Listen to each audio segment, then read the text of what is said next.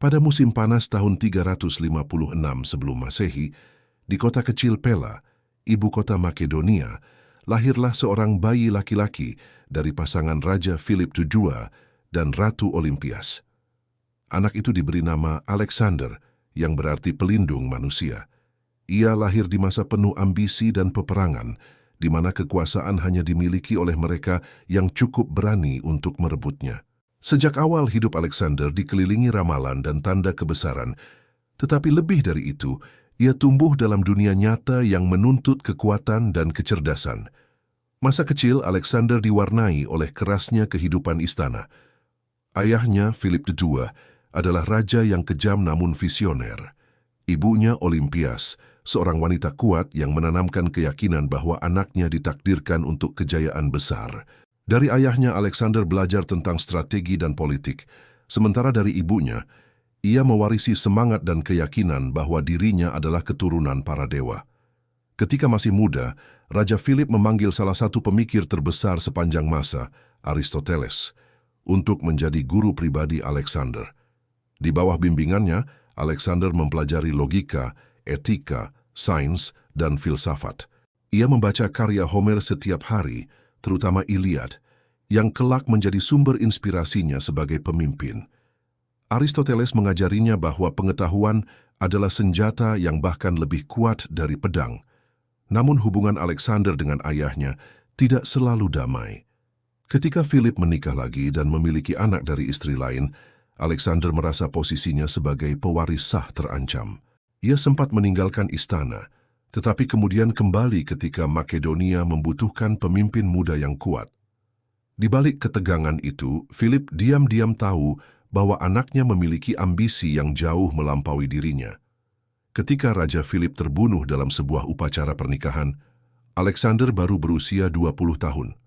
Dalam satu malam, ia naik takhta Makedonia. Ia masih muda, tetapi telah ditempa oleh politik, filsafat, dan peperangan. Dunia belum tahu bahwa dari tahta kecil di utara Yunani itu akan lahir seorang penguasa yang mengubah wajah dunia selamanya. Begitu menjadi raja, Alexander menghadapi tantangan besar. Beberapa kota di Yunani memberontak, menganggap Makedonia akan runtuh tanpa Raja Philip. Tetapi Alexander bergerak cepat. Ia memimpin pasukan sendiri untuk menghancurkan pemberontakan di Thebes, kota besar yang pernah berjaya. Setelah Thebes dibakar, seluruh Yunani bersatu kembali di bawah kekuasaannya. Tidak ada lagi yang meragukan tekad raja muda itu. Dengan Yunani di tangannya, Alexander melanjutkan impian ayahnya, menaklukkan kekaisaran Persia. Pada usia 22, ia menyeberangi Laut Egea dengan 30.000 prajurit. Di tepi sungai Granicus, pasukan kecilnya menghadapi pasukan Persia yang jauh lebih besar dan menang gemilang. Bagi banyak orang, kemenangan itu mustahil. Namun bagi Alexander, itu hanya langkah pertama menuju keabadian.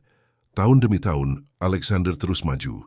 Ia menaklukkan kota demi kota di Asia Kecil, memperluas pengaruhnya hingga ke Suriah. Dalam pertempuran besar di Issus, ia berhadapan langsung dengan Raja Darius Tetrescus dari Persia. Meski pasukannya lebih kecil, Alexander memimpin dengan taktik cepat dan keberanian luar biasa. Darius melarikan diri, dan keluarganya ditawan. Namun Alexander memperlakukan mereka dengan hormat, memperlihatkan sisi manusiawi dari seorang penakluk. Setelah kemenangan itu, ia menuju Mesir.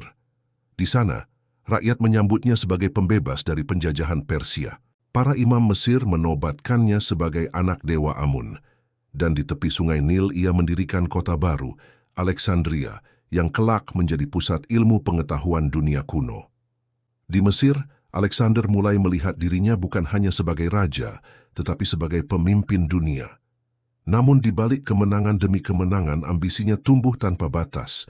Ia tidak puas hanya menjadi raja Yunani atau penguasa Asia. Ia ingin menguasai seluruh dunia yang dikenal manusia, dari barat hingga ke ujung timur. Ia tidak lagi sekadar berperang untuk kejayaan bangsanya, tetapi untuk mengukir namanya di atas sejarah itu sendiri. Tahun 331, sebelum Masehi menjadi puncak kejayaannya. Di Gaugamela, Alexander kembali menghadapi Darius dengan pasukan Persia yang luar biasa besar. Namun sekali lagi, strategi briliannya memecah barisan musuh dan membawa kemenangan telak. Darius melarikan diri untuk terakhir kalinya dan kemudian terbunuh oleh bangsawannya sendiri. Dengan itu, Kekaisaran Persia resmi runtuh. Alexander kini menjadi penguasa seluruh Asia. Di kota Persepolis, Alexander berdiri di hadapan istana megah yang menjadi lambang kekuasaan Persia selama berabad-abad. Namun dalam malam pesta, api membakar seluruh istana. Apakah karena kebencian, mabuk kemenangan, atau keinginan menandai akhir satu era? Tidak ada yang tahu pasti. Api Persepolis menjadi simbol perubahan dalam diri Alexander. Dari penakluk idealis menjadi raja yang mulai dikendalikan oleh obsesinya sendiri. Setelah menguasai Persia, Alexander terus bergerak menuju timur. Ia menaklukkan Baktria, Sogdiana, dan akhirnya India. Di sana ia menghadapi Raja Porus dalam pertempuran besar di Sungai Hidaspes. Pertempuran itu berat, berlangsung di tengah hujan dan lumpur, tetapi Alexander menang lagi. Ia bahkan mengangkat Porus kembali menjadi raja sebagai penghormatan atas keberaniannya. Tanda bahwa di balik egonya, Alexander tetap menghargai kehormatan sejati. Namun setelah 8 tahun berperang tanpa henti, pasukannya mulai lelah. Ketika Alexander ingin melanjutkan perjalanan ke timur, ke ujung dunia, para prajurit menolak. Mereka ingin pulang. Alexander marah, tapi akhirnya menyerah. Ia menang dalam setiap pertempuran, tetapi kalah oleh satu hal yang tak bisa dikalahkannya. Kehendak manusia untuk kembali ke rumah. Ia kembali ke Babilonia sebagai penguasa dunia, tetapi bukan lagi pemuda penuh mimpi. Ia kini raja muda yang dibebani oleh kehancuran dan kehilangan. Di balik kemegahan istana, ia mulai menyadari bahwa dunia terlalu luas, bahkan untuk satu manusia. Setelah kembali ke Babilonia, Alexander mencoba menyatukan kekaisarannya. Ia mendorong pernikahan antara prajurit Yunani dan wanita Timur, berharap membentuk satu bangsa baru di bawah kekuasaan bersama. Namun ide itu ditolak oleh banyak jenderalnya. Mereka melihat Alexander bukan lagi sebagai raja, tetapi sebagai penguasa yang mulai kehilangan arah. Intrik dan ketegangan pun tumbuh di dalam lingkaran terdekatnya. Tak lama kemudian Alexander jatuh sakit setelah menghadiri pesta panjang. Dalam hitungan hari, tubuhnya melemah. Para tabib tidak mampu menyembuhkannya. Ia terbaring selama 12 hari, hampir tanpa suara.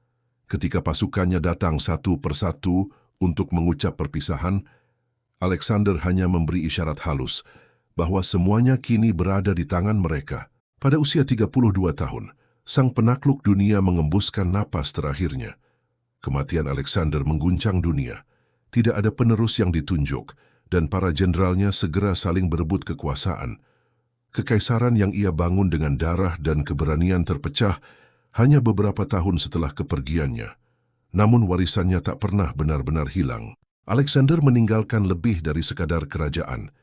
Ia membawa budaya Yunani ke seluruh wilayah yang ditaklukkannya, menciptakan masa yang dikenal sebagai zaman Helenistik, di mana ilmu, seni, dan filsafat menyebar ke seluruh dunia kuno.